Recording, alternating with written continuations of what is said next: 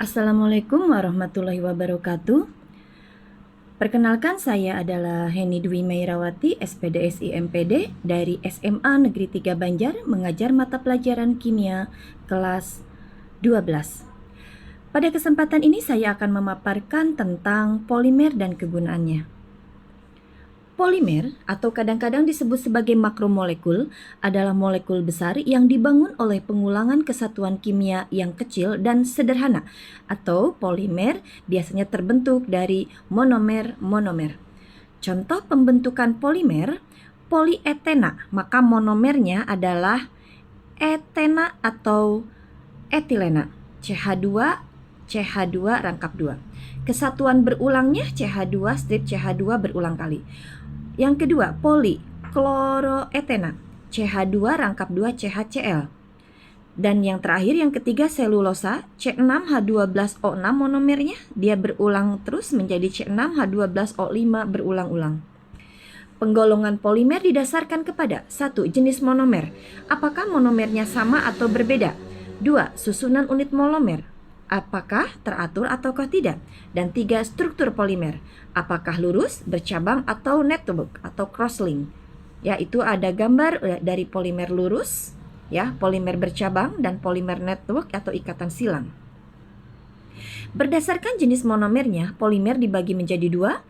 1. Homopolimer, terbentuk dari monomer-monomer yang sejenis, dan 2. Copolimer, terbentuk dari monomer-monomer yang tidak sejenis. Copolimer dibagi lagi menjadi copolimer statistik, copolimer blok, copolimer bergantian, dan copolimer bercabang. Reaksi polimerisasi adalah reaksi penggabungan molekul-molekul kecil atau monomer yang membentuk molekul yang besar atau polimer.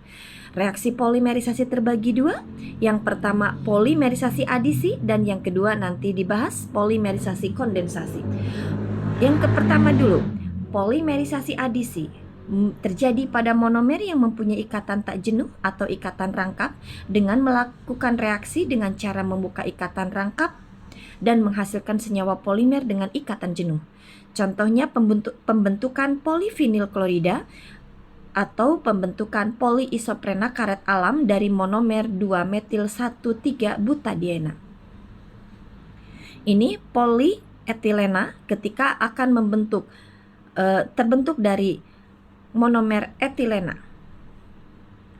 Contoh bahan polimerisasi adisi, ya, plastik. Di situ ada termos, ya, ada berbagai macam jenis plastik, ya, ada lem,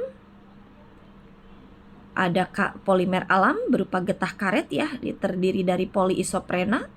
Ada polietena, polietilena, ada berbagai jenis plastik, polimer sintetis berupa plastik.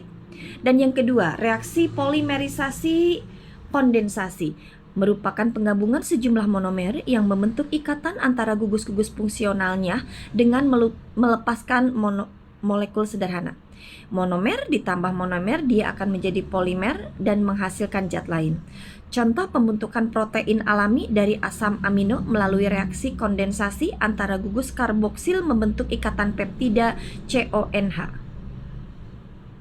Ya, seperti ini reaksinya.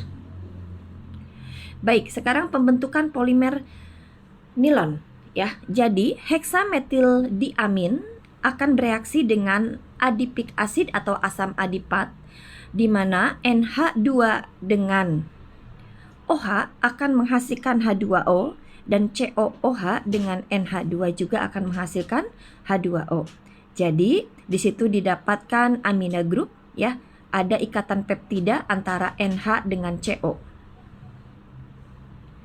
Nah, sekarang saya akan membahas tentang penggolongan polimer berdasarkan asalnya, yaitu polimer alam dan polimer sintetis atau buatan. Polimer karet alam monomernya isoprena, terbentuk dari polimerisasi adisi dan sumbernya pada getah pohon karet. Protein berasal dari monomer asam amino, polimerisasinya kondensasi, contohnya beras dan gandum. Polimer amilum, monomernya adalah glukosa, melalui polimerisasi kondensasi, sumbernya ada pada kayu dan tumbuh-tumbuhan. Selulosa, monomernya adalah glukosa, polimerisasinya kondensasi, dan dia ada pada tumbuh-tumbuhan. Asam nukleat, monomernya nukleotida, polimerisasi kondensasi ada pada DNA manusia atau RNA. Sedangkan polimer sintetis banyak sekali dalam kehidupan sehari-hari. Ada PVC, monomernya vinyl klorida, polimerisasi adisi, ada pada pipa air, pelapis, dan lantai. Teflon, monomernya tetrafluoroetilena, polimerisasi adisi, contohnya pada panci anti lengket, dan sebagainya.